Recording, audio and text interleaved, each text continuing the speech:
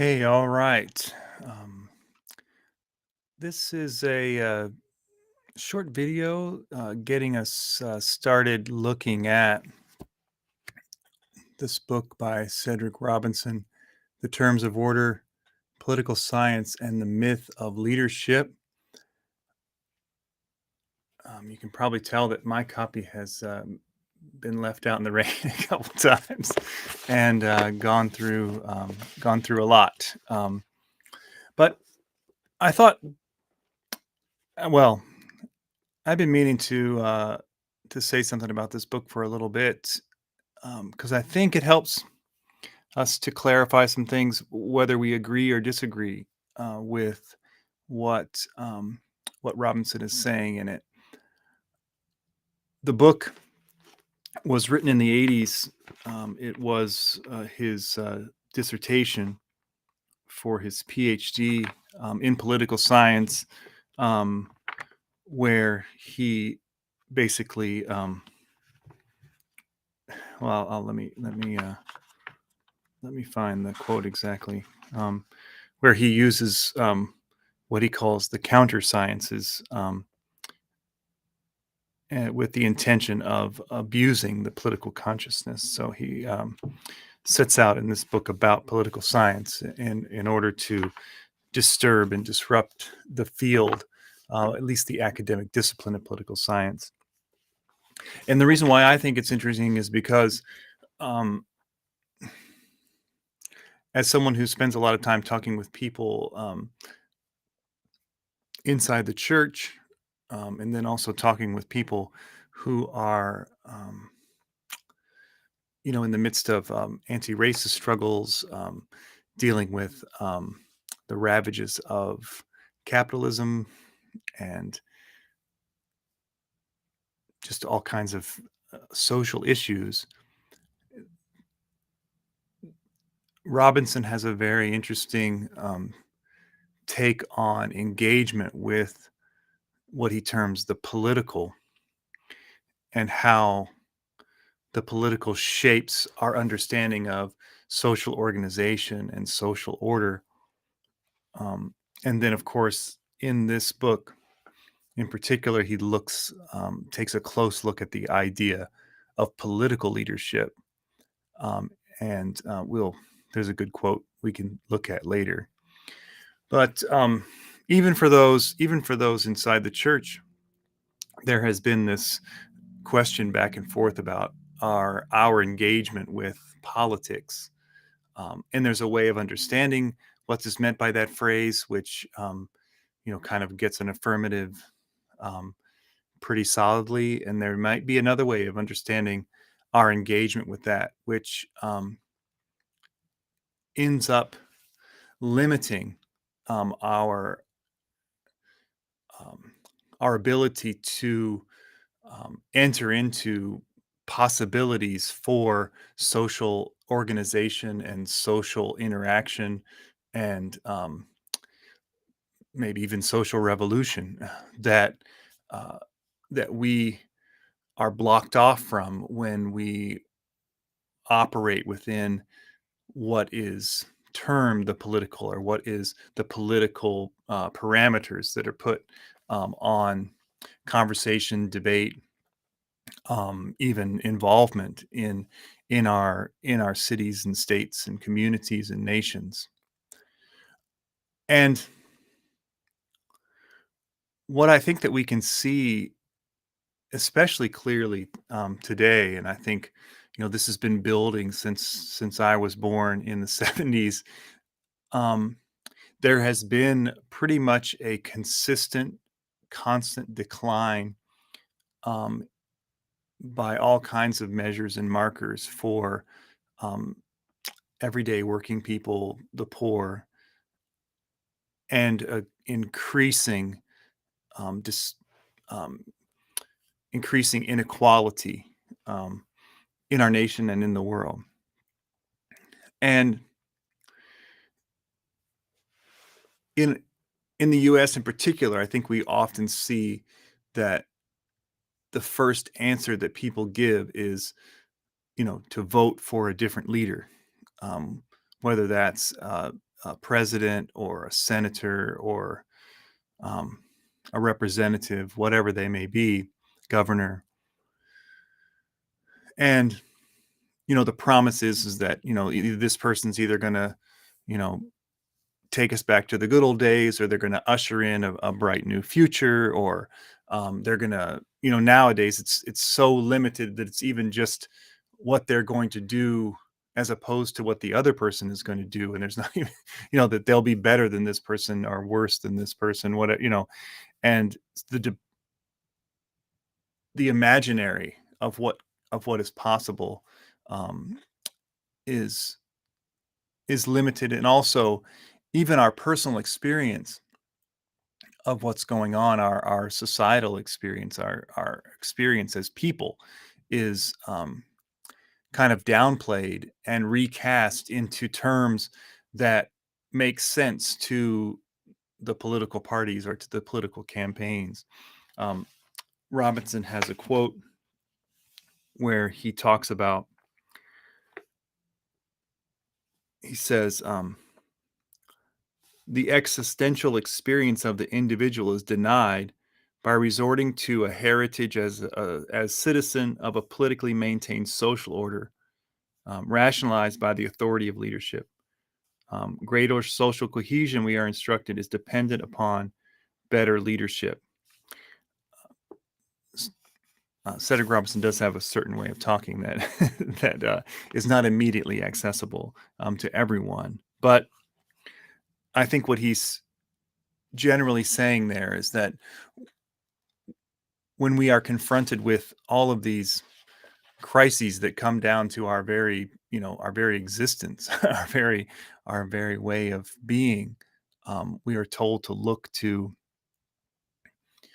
we're told to conceptualize them within the framework of whatever state or nation we are a citizen of, and then within that, um, we're supposed to think of who would be the best leader within that framework um, to deal with the situation. And it's, I think it's obvious to everyone that, when it comes to our real needs for affordable healthcare or free healthcare, when it comes to addressing the climate crisis, when it comes to all of these existential questions that we have, um, leadership, political leadership in particular, has been found wanting time and time again.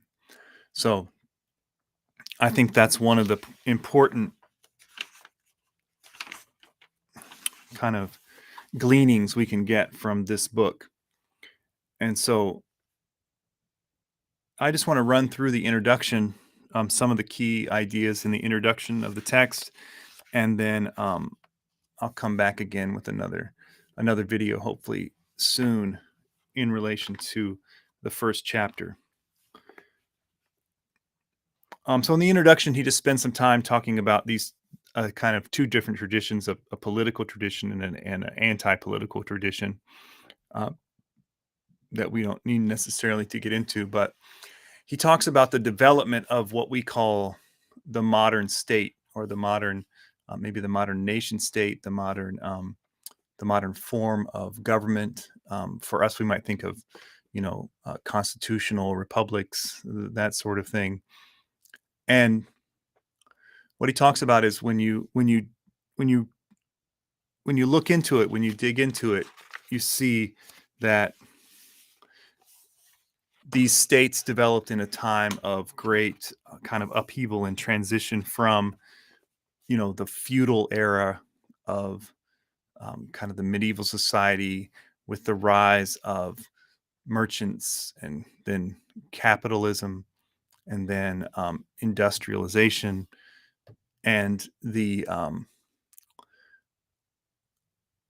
law, the orders, the the institutions, the bureaucracy set in place, um, is all happens to or conveniently jives with um, the needs and interests and impulses of the class of people who are coming to um, own most of the means of producing goods and producing wealth, or producing goods, let's say, producing things that society needs. So the modern state sets laws and institutions and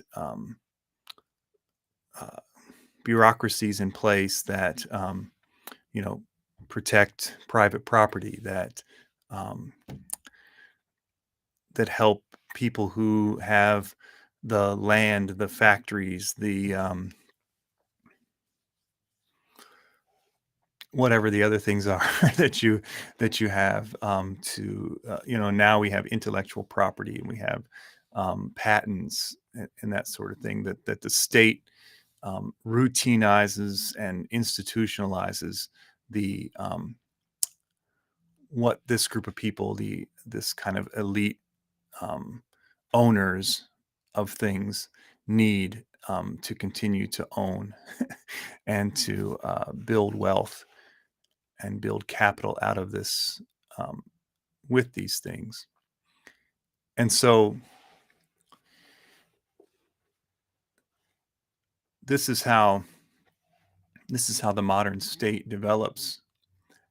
And so on one side, you can automatically see that it's going to be hard for the masses of people to have their their rights, uh, air quotes, their rights, or to find sufficient sufficient needs met in this system. And one of the thinkers that he turns to talk about this is Karl Marx. Um, Hopefully, you'll stick around and listen to what's actually said instead of just turn it off at the mention of uh, of the name. But what Marx argues is that during this time, say with the French Revolution and the movement of states away from being the movement of states to a secular form of government instead of having such a close dynamic between church and state, is that you have a political emancipation, um, but you don't have a human emancipation. Um, you have a political emancipation from, say, the divine right of kings and that sort of thing, or you have a political emancipation from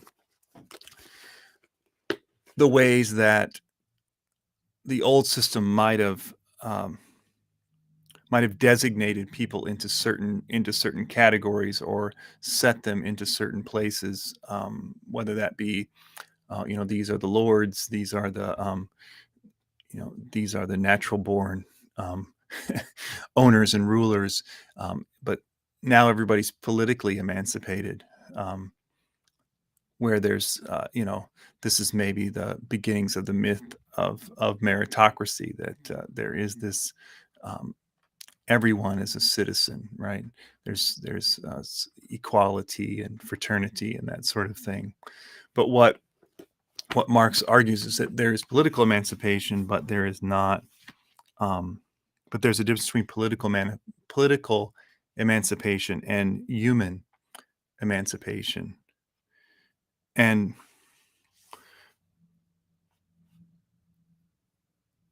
so, and what, and let me just read a little bit from what Robinson says about that. He says, Marx argued that the relationship between the political emancipation and human emancipation was not a true one. For him, the political was at best a devious instrument to be used for human emancipation. By emancipating himself politically, man emancipates himself in a devious way through an intermediary, however necessary this intermediary may be. Ultimately, the political was such an instrument because the state could not attack or change its base, the civil society. This civil society, which Mark would later identify as bourgeois or capitalist society, basically those who own um, the means of production or the ways of reproducing um, goods and capital. Those people, it was a society based on them, and that this was exploitative and oppressive for the mass of its citizens in air quotes or in quotes. Yet the state could not dissolve it without destroying itself. The state, despite its capacities for guaranteeing political liberties, could not transform its social base. More or less, what he's saying is what I was hinting at earlier, was that the state is the rationalizing, the setting up of institutions and bureaucracies to support a certain class of people. And while it offers a political or a layer of emancipation and distinction from a former era, because it is built up around a certain group of people, and that is its base, it can't actually emancipate everyone because it has to stay true to this group of people. Now, we can get into arguments about that, and we can talk about different states and that sort of thing. But I think, you know, I think it's clear when talking about the United States, you know, I think, you know, you probably can't see what it is, but this right here is Black Reconstruction in America by Du Bois. Du Bois, and you know, in that text, he makes it clear that yes, there is a move um, after the Civil War, mostly instigated by um, enslaved folks that free themselves to push for citizenship, to push for an expansion of the state to include them. And there is this moment during Reconstruction when this begins to happen. But in the end, um, this particular state is its laws, its institutions, its framework is um, is set up on the base of the planter class and the industrial class of the North and the planter class of the South, and that kicks back in. Redemption takes away most of what most of the political emancipation that comes out of the Reconstruction era, and never leads to full human emancipation. And if you read the text, Du Bois would argue that the citizen, especially for formerly enslaved folks, the citizen always remains in quotes, and never quite um, is fully realized.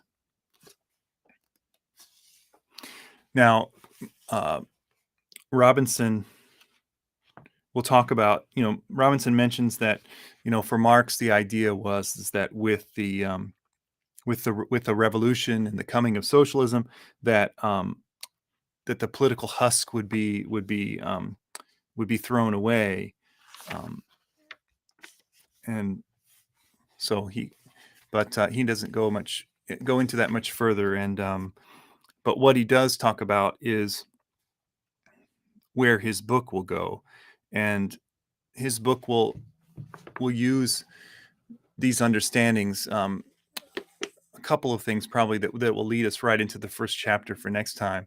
So um, he says here that he says the political has become a paradigm. So again, the political are the ways that our our understanding of reality is there's or just think about anytime we want to think about change, there is always a political category or political institution or political um, person or there's some kind of political fight to have. And what Robinson will argue is that there is the politicalist paradigm kind of sets a set of parameters or a set of limitations on how we think about um, possibilities, um,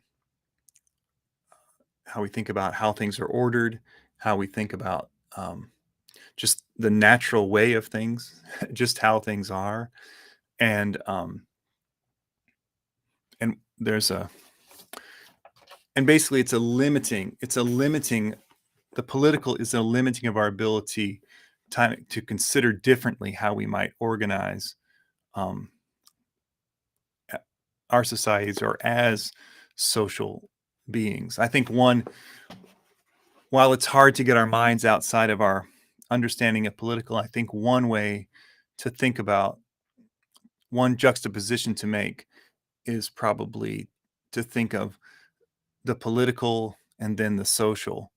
So um, I think Robinson will kind of argue that there's these social ways of organizing, and then political is something different and a always something that involves the state or governance or that sort of thing. And then he will also use um, our experience of political leaders and leadership as kind of a, a jumping off point to ask, you know, does it seem like this is the best way to understand how things change is through political leaders? And I just want to another good quote here. He says, "The presumption that political leadership is a concept through which the event of social organization can be made recognizable is a specious one." So we can go get our dictionaries out and stuff. But basically, what he's going to argue in this book is that, you know, by looking to political leaders um, to consider how we best organize societies or how we best reorientate how societies are organized is not a good way to go about things.